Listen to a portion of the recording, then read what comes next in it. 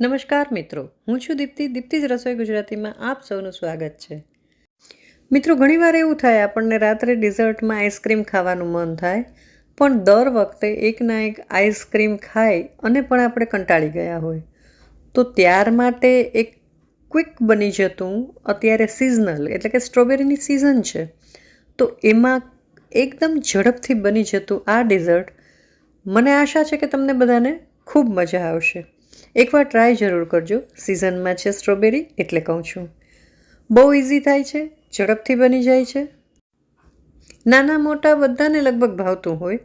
Chocolate તો chocolate લગભગ બધાને ભાવતી હોય, તો આમાં વ્હાઈટ અને ડાર્ક બંને ચોકલેટ આવી જાય છે. ડાર્ક ચોકલેટ એકચ્યુઅલી તો સ્પ્રેડ છે, પણ વ્હાઈટ ચોકલેટ પણ આવી જાય છે, જેનું મેં મૂસ બનાવ્યું છે.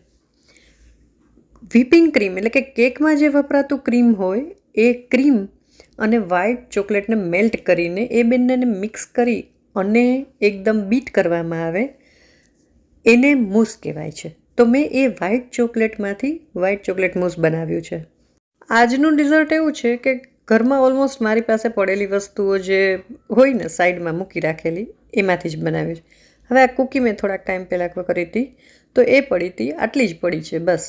એટલે એને મને એમ થયું કે ચલો ઠેકાણે પાડીએ, એટલે એને મેં બ્લેન્ડરમાં નાખી અને બ્લેન્ડ કરીને ભૂકો કરી લીધો. કોઈ પણ કૂકીઝ ઘરમાં પડી હોય ને, બિસ્કિટ, કૂકીઝ, ઓરિયો કે કોઈ પણ જાતના બિસ્કિટ તમને ભાવતા બધાના ઘરમાં પડ્યા જ હોય, બસ એને આવી રીતે બ્લેન્ડ કરી લેવાની. કૂકીઝ હતી એટલે થોડુંક એમાં બટર હતું, એટલે મારે એમાં બટર નાખવાની જરૂર નહીં પડે.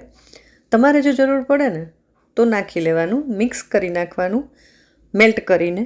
અને પછી આવા નાના પોર્શન કંટ્રોલ થાય એટલે આવા જારમાં મેં સેપરેટ બધાને આવી શકે ને એ રીતનું ડિઝર્ટ રેડી કર્યું છે. એક જ મોટા વાસણમાં પણ બનાવી શકાય. મારી પાસે આ જાર પડ્યા હતા એટલે મેં કર્યું. બરાબર. હવે એને એકદમ દબાવી અને નીચે આપણે લેયર કરી નાખશું. સિઝનમાં સ્ટ્રોબેરી બહુ સરસ મળે છે, યુઝ કરી લ્યો. હવે આ ચોકલેટ મૂસ જેની મેં તમને વાત કરી, એ પણ મારે એક કેક બનાવી હતી ને તો થોડું પડ્યું હતું, એટલે મને એમ થયું ચલો એને યુઝમાં લઈ લઉં. એટલે મારી પાસે મૂસ રેડી હતું, બાકી મેં તમને કેમ બનાવવું એ કહી દીધું. બહારથી જાર સરસ દેખાય એટલે સ્ટ્રોબેરીની આવી ચિપ્સ કાપી લીધી છે પાતળી પાતળી, અને એને આ રીતે ફરતી ગોઠવી દીધી છે. હવે આ મૂસ છે એનું લેયર કરી દઈશું. સ્પૂનથી એકદમ સરસ એને ગોઠવી પણ દઈશું. બહાર આ ટાઈપના ડિઝર્ટ્સ મળતા હોય છે, પણ બહુ કોસ્ટલી મળતા હોય છે. તો ઘરમાં તમે જોજો કે બહુ જ ઇઝીલી અને ફટાફટ બની જશે. મારી પાસે આ મૂસ રેડી હતું, બાકી એને બનાવવામાં પણ 5-7 મિનિટનો ટાઈમ જાય છે. હવે થોડીક સ્ટ્રોબેરીને મેં કટ કરી એનું લેયર એક પાથરી દઈશ, એ રીતનું કર્યું. અને ઉપર આ ચોકલેટ હેઝલનટ સ્પ્રેડ છે મારી પાસે, લગભગના ઘરમાં નાના છોકરા હોય તો પડ્યું જ હોય આવું કાંઈક. બસ એને સેજ અમસ્તું માઇક્રોવેવમાં મેલ્ટ કરી અને એક લેયર એની ઉપર કરી દઈશ. બસ આપણું ડિઝર્ટ રેડી છે.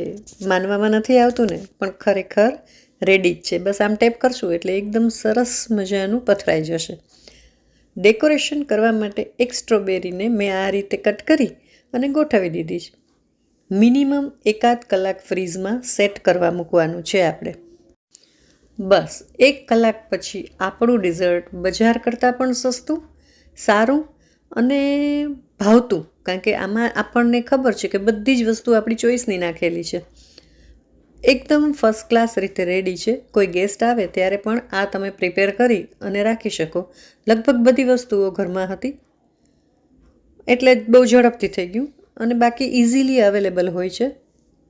તો મિત્રો, આજનું આ ડિઝર્ટ કેવું લાગ્યું કમેન્ટ કરીને જરૂરથી જણાવશો. મને આશા છે કે તમને ગમ્યું હશે. ગમ્યું હોય તો લાઈક જરૂર કરજો, અને આવી જ અવનવી વેરાયટીઝ જોવા માટે, શીખવા માટે મારી ચેનલને જો હજી સુધી સબસ્ક્રાઈબ ના કરી હોય ને તો પ્લીઝ કરી લેજો. બાળકોને પણ ખૂબ જ ભાવશે અને મોટાઓને તો ભાવશે જ. તો તમે ક્યારે બનાવો છો હવે આ ડિઝર્ટ?